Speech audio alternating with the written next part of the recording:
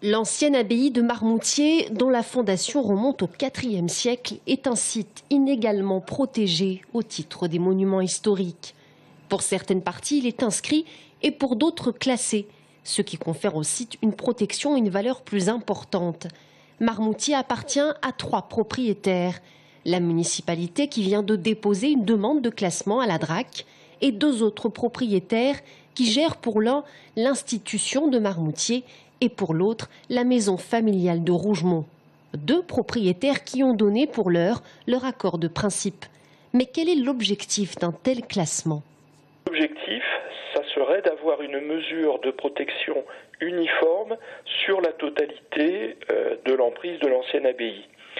Ce qui serait d'une part une reconnaissance de la valeur d'ensemble du site et d'autre part ce qui faciliterait la gestion administrative, parce que le fait de cette protection à 2 niveaux génère des instructions différentes sur le plan administratif. C'est-à-dire que les parties relevant de l'inscription relèvent du code de l'urbanisme, tandis que les parties classées relèvent du code du patrimoine. On classe au titre des monuments historiques des édifices d'intérêt public, d'intérêt majeur, et l'inscription au titre des monuments historiques concerne davantage des édifices d'intérêt historique ou d'histoire de l'art, d'intérêt certain mais moindre.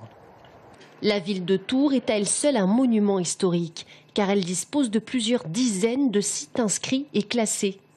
Mais y a-t-il un intérêt financier pour la municipalité de Tours à classer un monument?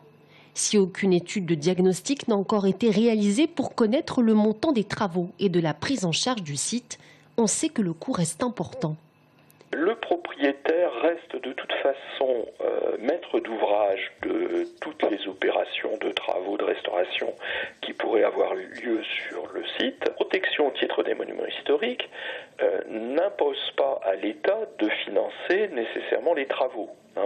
Le Code du patrimoine, qui est notre Bible en la matière, dit que l'État peut financer, ne dit pas que l'État doit financer. Le processus de demande de classement s'étend généralement sur un peu plus d'1 année.